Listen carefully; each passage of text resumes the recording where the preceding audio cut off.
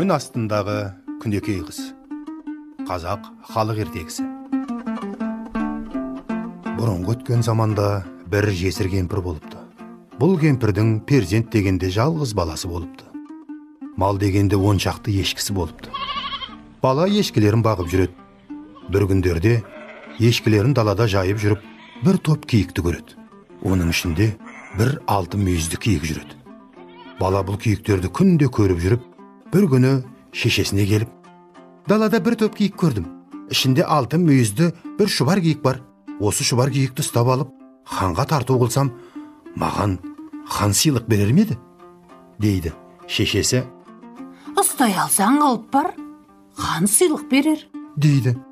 Бір күндері бала далада ешкілерін жайып жүріп, алтын мүйізді шұбар киікті тағы да көреді. Сол арада бала әлгі шұбар киікті ұстап алады. Ханға алып жүреді. Ханға апара жатқанда, ханның үйінің жанында уәзір көреді де: мұныңды ханға апармай-ақ қой, маған сыйлап кет, дейді. Бала: жоқ, саған әкеле жатқаным жоқ, ханның өзін апарам, деп уәзірге бермейді. Бала алтын мүйізді шұбар киікті ханға тарту қылады. Хан уәзірін шақырып алып: бұл баланың тартуына сыйлық беруге бола ма? Дейді. Сонда уәзір: жоқ, бұған сыйлық беруге болмайды. Бұл киіктің астына қоятын бір тақ болады. Оның 2 қанаты болады. Бірі алтын, бірі күміс. Бірі алтын суынан алынған, бірі күміс суынан алынған. Киік сол алтын тақтың үстінде тұрып ойнағанда, дүниенің қызығын көргендей боласыз. Сіздің салтанатыңыз сонда келіседі. Бала соны тауып әкелсін, сонда сыйлық беруге болады, дейді. Сонда хан балаға: бұл киіктің астына қоятын тағы болады. Оның 2 жағында 2 қанаты болады. 2 қанатының бірі алтын, екіншісі күміс суынан алынған. Соны тауып кел, сонда сыйлық беремін. Ал таба алмасаң, басыңды шабамын, дейді. Бала мұны естіп, жылап шешесіне келеді. Ойбай балам, бұған бола жыламай қой, өзіміз деп тауып әкелейін, деп жолға шығады. Бір жерлерге келсе, бір топ киік далада жайылып жүреді. Топ киіктің ар жағында жердің жарығын жамап бір кемпір отыр екен. Бұған келіп, жұмысының мәнін айтады. Сонда жер жамап отырған кемпір: Мысыр шаһарының бер жағында бір шаһар бар. Киіктің тағын істесе, сонда істейді. Баланың қолына 1000 ділда беріп, сонда жібер, дейді. Сонан баланың шешесі үйіне қайтып келіп, барлық дүние мүлкін беріп, ешкілерінің барлығында беріп, оның үстіне өзі неше жыл мал бағуға байға жалданыпты. Сөйтіп баласына 1000 ділла құрастырып береді. Бала 1000 ділланы алып, киік астына қоятын тақты жасайтын Мысыр шаһарының жанындағы шеберге жүреді. Бірнеше күн жүріп шеберге келеді. Бала шеберге келіп, осындай киік астына төсейтін тақты істетуге келгенін айтады. Сонда шебер: 1000 ділда берсеңіз, істей аламын, дейді. Сонымен 1000 ділласын шеберге беріп, киік астына қоятын тақты істетіп алып, бала үйіне қайтады. Келе жатса, жолында бір үлкен бәйтерек тұр екен. Оның түбіне келсе, 2 құдық бар екен. Біріншісінде алтын су, екіншісінде күміс су бар. Бала сол арада алып келе жатқан алтын тақтың бір қанатын алтын құдыққа, екінші қанатын күміс құдыққа малып алады. Бала тақты алып үйіне келеді. Ертеңіне ханға алып барады. Айтқанындай тақты баяғы алтын мүйізді шұбар киіктің астына қойғанда, киік ойнап, сән салтанатын келтіріп тұрады. Хан уәзірін шақырып алып ақылдасады. Сонда уәзір: жоқ тақсыр, мұнысында да сыйлық беруге болмайды. Енді пәлендей жер астында өскен бір сұлу алтын ағаш бар. Соны әкеліп, сіздің есік алдына орнатса, сән салтанатыңыз мұнан әрі келісер еді. Бала соны тауып әкелсін, есік алдына орнатсын, сол уақытта сыйлық беруге болады, дейді. Сонда хан: сол жердің астында өскен алтын ағашты әкеліп, менің есігімнің алдына орнат, сонда сыйлық беремін, дейді. Бала тағы да алтын ағашты іздеп кетеді. Бірнеше күн жол жүріп, бір жерлерге келсе, алдынан бір ақсақалды шал шығады. Бала өзінің іздеп келе жатқан жұмысының мән жайын әлгі шалға айтады. Ақсақалды шал: осы бетіңмен жүре бер. Бір жерлерге барғанда биік тауларға кездесесің. Таудың бауырынан бір қоян қашар. Сен сол қоянды қуа бер. Ал қоян барып, сонда сол жақтағы үңгірге кірер. Сен оң жақтағы үңгірге кір. Сонда 40 ұрыға кездесерсің. Олар сені өлтіреміздер. Сонда сен: мен әпсәттің ішінде ет пісіре аламын де. Сол уақытта қара құра саған ет пісіртіп қарап тұрар. Сен етті қазанға салып, мына кездікпен түртіп қалсаң, ет өзінен өзі пісіп шығады, деп балаға бір күміс сапты кездік береді. Сонымен бірнеше күнге дейін сонда ет пісіруші болып жүресің. Қара құра сені үңгірге тастап, өздері сыртқа шығады. Сол уақытта түкпірдегі бір ақ сандыққа көзің түсер. Сол ақ сандықты ашсаң, ішінде бір көк сандық бар. Соны ашсаң, ішінде қағазға ораулы дәріні көресің. Сол дәріні ал да, пісеулі тұрған етке сал. Сол уақытта қара-құра кезек-кезек келіп, есік алдында өле береді. Сонан кейін, сол үңгірдің ішін аралап жүрсең, іздеген ағашың сонда тұрар. Сен сол арадан алтын ағаштың бұтағынан қысып, қолыңмен ұстарсың. Екі аяғыңмен ағаштың түпкі тамырын басып, екі көзіңді жұмсаң, сонда таң ата ханның есігінің алдына ағаш өзі келіп орнар, дейді. Бала шалдың айтуымен жүріп келе жатса, таудың үңгірінен бір қоян қашады. Бала қашқан қоянды қуа береді. Қоян бір жердің үңгіріне кіреді. Бала да барып кіріп кетеді. Айтқанындай, үңгірде екі тесік кездесіп, қоян сол жақтағы үңгірге кіріп кетеді. Бала оң жақтағы үңгірге кіріп кетеді. Үңгірдің ішіне кіріп келсе, балаға 40 ұры кездеседі. Бұлар баланы өлтірмекші болады. Сол арада бала лезде ет пісіре алатынын айтады. Бала етті қазанға салып, баяғы шал берген кездікпен етті түртіп қалғанда, ет өзінен өзі пісіп болады. Сонымен олар баланы өлтірмейтін болып, ет пісіруге қояды. Бала бір сыпыра уақыт сол қыры-құрыға ет пісіріп жүреді. Бір күндерде бала ұйықтап жатса, бүйірінен баяғы ақсақалды шал түртіп, «Етке тойған соң ұмыттың ба?» дейді. Бала оянса түсеген. Сол арада ойлап тұрса, баяғы шалдың айтқандары есіне түседі. Жан жағына қарайды. Шал айтқанындай бір бұрышта ақ сандық тұр екен. Жалма-жан кілтті іздеп тауып алып, ақ сандықты ашса, ішінде көк сандық бар екен. Оның ішін қараса, қағазға ораулы дәріге көзі түседі. Бала дәріні алып, ұрылардың сыртқа шығуын аңдайды. Бір күндері қара-құры тесігінен сыртқа шығады. Бала жалма-жан етті пісіреді де, дәріні етке шашып жібереді. Сол арада қара-құры бірінен соң бірі кезек-кезек есік алдына келіп, топырлап өле береді.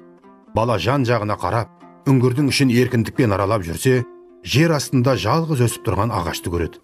Тамырын басып, екі көзін жұмады. Бала көзін ашып қараса, таң сарғайып атқан, алтын ағаштың хан есігінің алдында тұрғанын бірақ көреді. Таңертең хан уәзірлерімен алтын ағашты көреді. Бұрынғы ма, ханның салтанаты тіпті артып кетеді. Алтын қанатты тақтың үстінде алтын мүйізді шұбар күйік ойнап тұрады.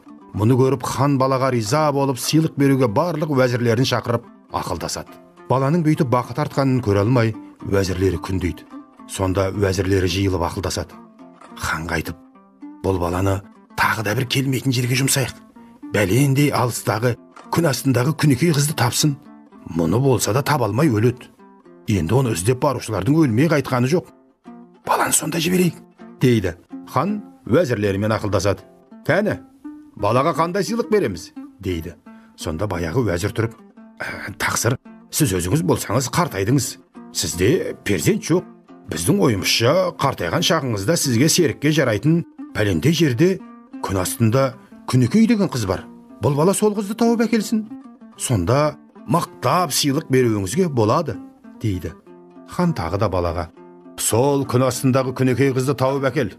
Сыйлықты сонда беремін, дейді. Бала күнікей қызды іздеп кетеді. Бірнеше күн жүріп келе жатса, алдынан екі алақанына екі тауды салып жүрген бір дәу кездеседі. Бұл бала бұл дәуден жөн сұрайды. Сонда дәу, күн астындағы күнікей сұлуды іздеп келе жатқан бала сен болсаң, мен жолдас болғалы жүрмін, дейді. Бала, сол бала мен боламын, дейді. Сонымен екеуі жолдас болып келе жатып, жер тыңдаушыға кез болады. Бұл да балаға жолдас болып береді. Тағы да жүріп келе жатса, алдынан екі көлдің суын екі ұртына ұрттап жүрген тағы бір дәу кез болады. Бала жөн сұрайды. Екі көлдің суын екі ұртына ұрттаушы, күн астындағы күнікей қызды іздеп жүрген балаға жолдас болғалы жүрмін, дейді. Сонда бала, ендеше мен сол баламын, дейді. Сонымен бұл да үшеуіне қосылып, төртеуі жолдас болып жүре береді. Келе жатса, екі аяғына екі батпан тас байлап алып, ойдан қырдан жүгіріп жүрген желаяққа кез болады. Бала жөн сұрайды. Желаяқ, мен күн астындағы күнікей қызды іздеп бара жатқан балаға жолдас болғалы жүрмін, дейді. Бала, ендеше мен сол баламын, дейді. Сонымен бесеуі жолдас болып жүріп келе жатса, бір шұқанақтан көп балаларымен тырмысып шыға алмай жатқан бір құмырсқаны көреді. Бала құмырсқаны балаларымен шұқырдан шығарып жібереді. Сонда құмырсқа балаға риза болып: сендер мені шұңқырдан шығарып жібердіңдер. Осы жақсылықтарыңызды мен де алдарыңызға тіріде бір келтірермін. Мен мына бір қанатымды жұлып берейін. Керек болған кезде тұтатсам, дайын болам. Деп бір қанатын жұлып береді. Бұлар күн астындағы күнікей қызды іздеп жүріп кетеді. Күн астындағы күнікей қыз от тауының ар жағында тұратын бір ханның қызы екен. Ол ханның бір үлкен көк төбет иті бар екен. Сол ит күн астындағы күнікей қызға келе жатқан адам болса, соның дыбысын сезіп, 100 шақырым жерден алдынан шығады екен. Қандай батыр, мықты адамдар болса да, көк төбет ит барлығын жалғыз өзі қиратып салады екен. Қызды іздеп барған адам сауға айтпайтын болған. Мұны білген көп адамдар көк төбеттен қорқып қызға бара алмайды екен. Баланың жолдастарымен келе жатқанын ит 100 шақырымнан біліп алдарынан шығады. Бір мезгілде көк төбет арсылдап жер дүниенің шаңын боратып келе жатыр екен. Баяғы тау көтерген дәу қолындағы бір тауын итке жіберіп қалғанда, төбет иттің төбесінен жай түскендей болып, ит таудың астында қалып, табанда сеспей қатады. Итті таумен бастырып өлтіріп тастап, бұлар тағы жүріп келеді. Бір уақытта бұлар күн астындағы күнікей қыздың үйіне жетеді. Хан бұлардан жөн сұрайды. Сонда бұлар: осы жақтағы күн астындағы күнікей қызды іздеп келеміз. Іздеп келуші мұны отырған бала. Біз жанына ерген жолдастармыз, дейді. Сонда хан: жолдарыңда бір көк төбет ит кездесті ме? Деп сұрайды. Бұлар: жолда бір күшікке кездесіп едік, біздің лақтырған кесегіміздің астында үні өшіп өліп қалды, дейді. Хан бұлардың күшіне қайран қалып отырады. Хан ертеңіне ел жұртын жиып балуан күрестіреді. Осы топта кімде-кім күресіп жығып күш асса, қызымды соған беремін, дейді. Ханның елі жағынан бір өгіз балуан шығады. Бала жағынан екі қолына екі тау ұстап жүруші дәу шығады. Екі балуан күресіп, дәу жығып кетеді. Бірақ хан сөзінен танып, бұл жолы қызым бермей: енді жаяу бәйгеден озып келгенге беремін, дейді. Жаяу бәйгеге ханның елінен бір жүйрік мыстан кемпір шығады. Мыстан кемпір қолына екі шыны арақ ұстап шығады да, жолда жел аяққа ішкізіп мас қылып, өзі жүгіріп кетеді. Бала тыңшық айтады: кім келе жатыр екен? Соны тыңдашы, дейді. Тыңшы тұра қалып: кемпірдің дыбысы білінеді, жел аяқтың дыбысы білінбейді, дейді. Бала сол арада баяғы қолындағы кездік ұстап еді, ұйықтап жатқан жел аяққа дыбыс беріп оянады. Сол арада жалма-жан жүгіріп отырып кемпірге жетеді. Қолына бір уыс топырақты алады да, кемпірдің алдынан өте беріп, топырақты көзіне шашып кеп жібереді. Кемпір көзін уқалап аша алмай жатқанда, жел аяқ озып кетеді. Хан сонда да қызын бермейді. Қызын жасырып тығып қояды да: кім қызымның қай жерде екенін тапса, соған беремін, дейді. Бір мезгілде тыңшы тыңдап жүрсе, хан қызын жер астындағы бір үйге жасырып қойған екен. Қыз сол үйде кесте тігіп отырып, қолындағы инесін жерге түсіріп алады. Тыңшы тыңдап біліп тауып алады. Хан бұларды темірден салынған қонақ үйге жатқызады. Қонақтар жатқан үйді сыртынан өртейді. Бұлар түн ортасында оянып кетсе, үй өртеніп бара жатыр екен. Бәрі де сасады. Сол жерде көл ұрттаушы дәу ұртындағы бір көлдің суын бүркіп тастап, өртті сөндіреді. Бұлар тап-тыныш ұйқыда жата береді. Хан бұларды өлді деп ойлап, күлін қарайын деп келсе, бәрі де тып-тыныш ұйықтап жатыр екен. Хан тағы да ойлап, бір амал табады. Ертеңіне: 40 қыз бен қызымды қатар тұрғызам, солардың ішінен танып алғанға қызымды беремін, дейді. Ертеңіне 40 қызды бір түсті киіндіріп, қатарлап қояды. Қараса, бәрінің киген киімінің түсі бір, ешкім таба алмайды. Бала сол уақытта баяғы құмырсқаның қанатын түтетіп жібергенде, құмырсқа келіп, 40 қыз ішіндегі күн астындағы күнікей қыздың алдынан шығады. Бала күн астындағы күнікей қызды таниды.